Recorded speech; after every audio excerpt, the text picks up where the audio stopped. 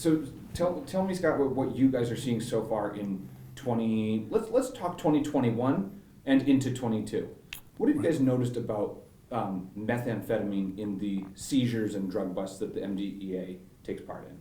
Well, I mean, over the last couple of years, even as far back as 2019, I think is where we really started to see commercial grade methamphetamine.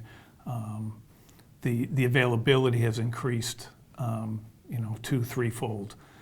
Historically, Maine or the Northeast wasn't really popular with the methamphetamine. It was more of a West Coast type drug.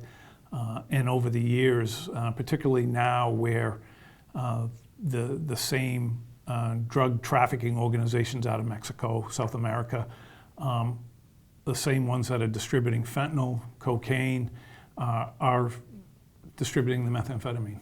Is that, so I guess, as you kind of mentioned, Maine's not really known for being a methamphetamine state, or the Northeast generally is known, right, for opioids and fentanyl. Right. Was it a surprise to you guys around that time of 2019 when you started to see that line, that increase in meth? I think what became more apparent was our one-pot labs, or people manufacturing their own methamphetamine, or dirty meth is the way we would call it. The numbers of the labs started to decrease. I believe in 2020, I think we had 10 labs. 2021, we had 2 labs. And this year, so far, we have not had any labs. However, the seizures and the arrests for methamphetamine trafficking has increased on all 3 of those years. We seized over 8,000 grams of methamphetamine, of real methamphetamine, crystal methamphetamine, in 2021, and already to date, we've only been, January through March, we're already at 1,400 grams. So the availability has increased, and I would anticipate it will continue to be readily available. I'm just going to change up my framing a little bit, and then I have my next question for you. And because I want to make sure I understand this too. You were talking about the difference of dirty meth versus like crystal meth, and what's the term for that? Is it what's the help me with the terms and what the difference is between the two? Sure. I don't know if that's in the frame yet. No, right now it's not. Okay. We can demo that later. Yep. Yeah. Okay. So historically, the one-pot method of methamphetamine labs were basically made in soda bottles, Gatorade bottles, one small vessel with items that you could readily buy at the local hardware store.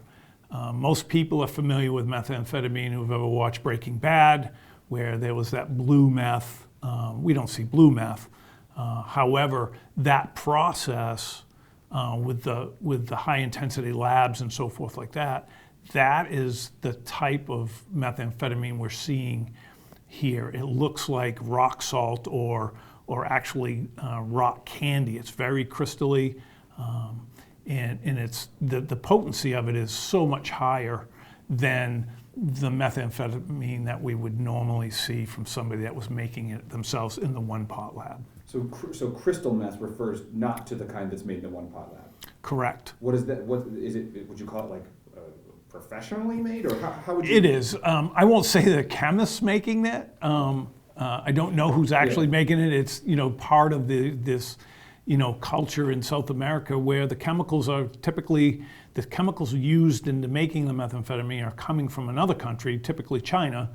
The chemicals go to Mexico, and the DTOs, if you will use those chemicals in super labs to manufacture, tons of crystal methamphetamine, which then goes through the same transit ways that fentanyl and cocaine have been making their way across the southwest border throughout the United States. So when you guys, when the DEA is making these drug busts and seizures, finding, what are you finding when it's, what I have seen, at least in the reporting from the state, is multiple different types of drugs all in the same bust.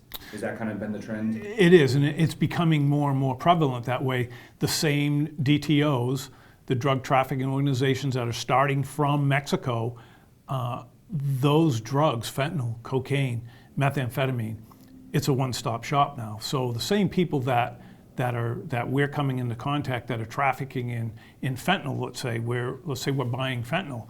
When we end up arresting these people and further the investigation and through search warrants, we're typically seizing other drugs at the same time, methamphetamine, cocaine, and fentanyl. So the distribution routes had already been established before the methamphetamine came this way.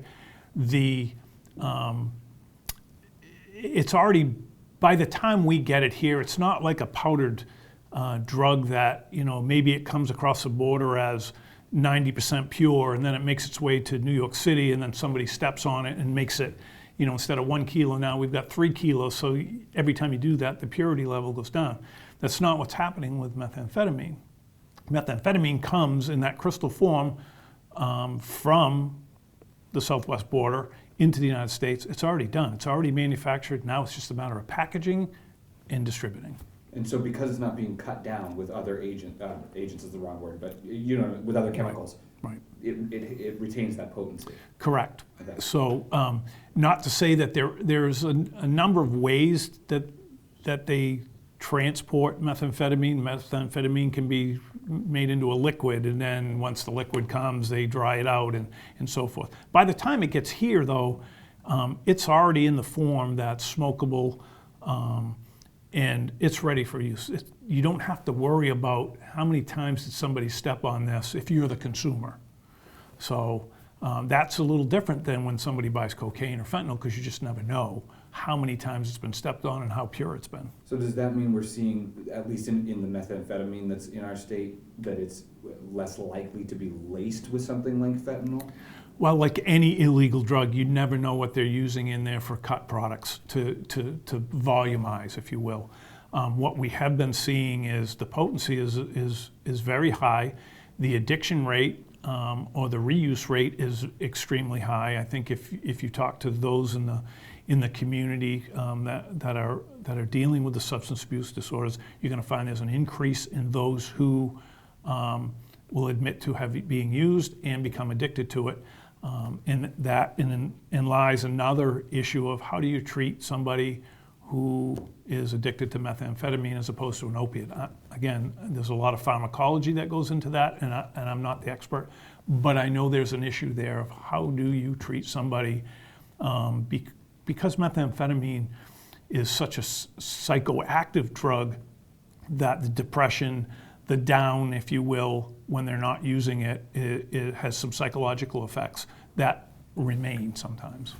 Can you, for the people who don't have the background on methamphetamine or crystal meth, what are the effects that somebody who uses it might experience through the entire spectrum of their use? Sure. I mean, everybody's a little different, but the general use of methamphetamine is those who will tell you they feel like they have no worries, that they have superhuman strength, that there's been incidents that they're impervious to pain almost.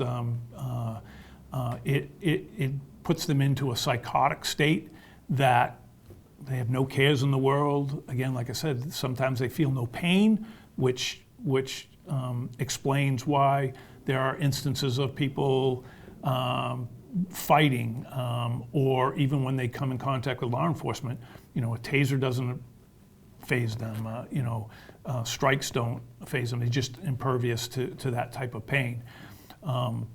Once they lose that or they start to come down, the depression part of it will start, from my understanding is, and of course, like any drug that you've become accustomed to and addicted to, and you feel like you're going to be sick or you need the drug, the methamphetamine side of it is you're not going to die from detoxing.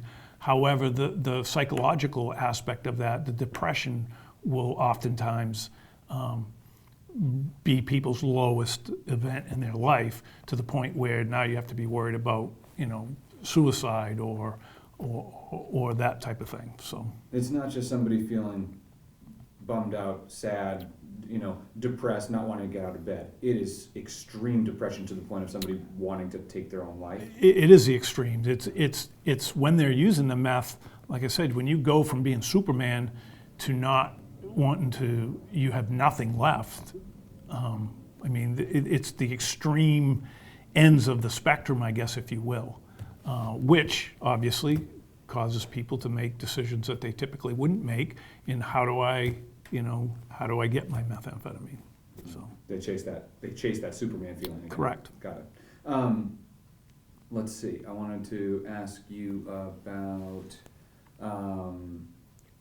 hold on. You help me. What have we not touched on yet that we need to make sure we touch on?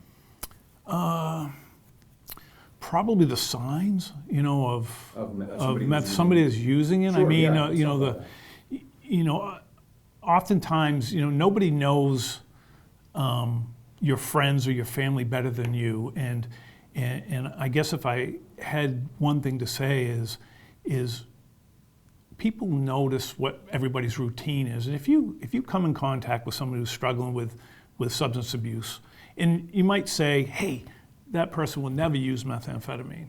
Well, if they have that, dependence of needing some sort of other type of release, you're going to see a mood change. You're going to see, are they reporting to work? Are they sick all the time? These are all signs that we see. We know what is normal and what's normal, and it never hurts to intercede and say, hey, what's going on? Can I help you? People are not going to do what they don't want to do, but if you're there to support them and at least try to direct them in the right, and that's what, we try to do that. And every arrest that we do, these are things that you don't see behind the scenes, that, we do, deferred dispositions in the criminal system. We work with all the local departments and the liaisons to get people into treatment. We can't force them into treatment. But it's there, and we do move them forward to that. One thing that occurred to me as you were talking about the signs is when I was speaking to people who are in recovery from using crystal meth, one thing they talked about was how easy it was for them to hide it from their partners.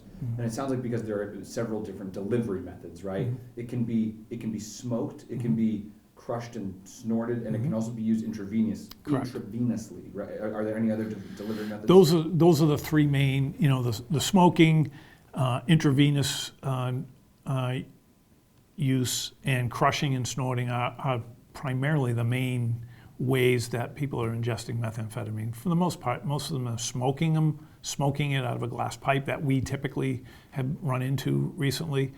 Those are the things, like I said, for me to see somebody with a crack pipe or a crack stem, a glass pipe of some sort, that's a normal day in my world. But for the everyday person who's a 9-to-5er comes home and they see something like that, they may not even know what that is. So those are the kind of signs to start having those conversations. Got it. I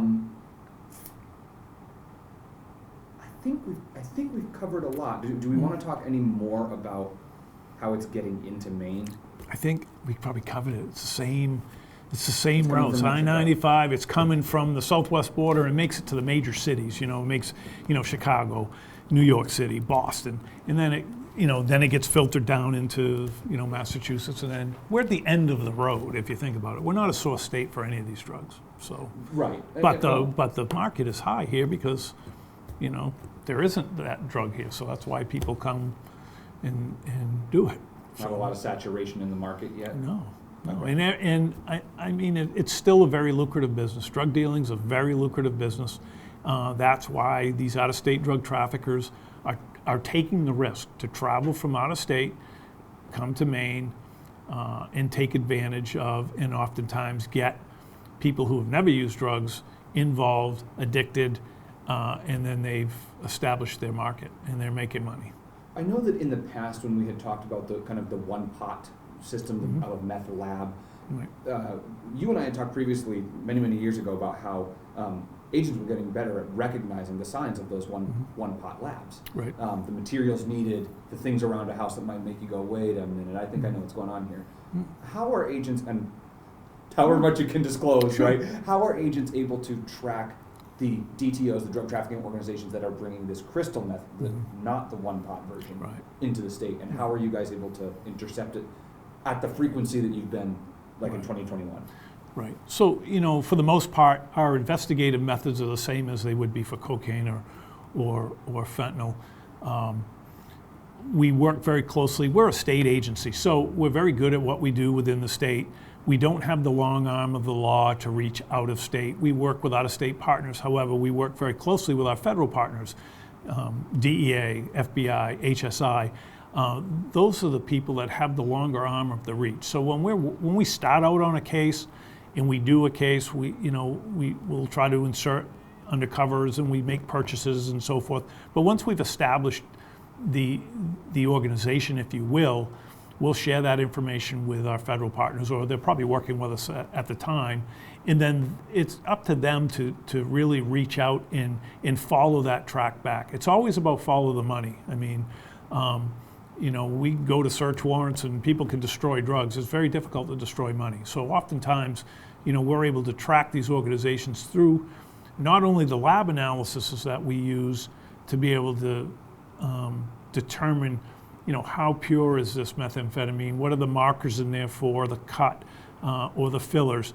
Is that, there's databases that will trace that from here to Boston, to New York, to, the Southwest border. So that's how that all works. So, well, I'm a geek for that stuff, so I think that's cool. Yeah. Anything, before we get down to the nitty gritty, anything else you want to touch on? No, I don't think so. I think Okay. we're good. So.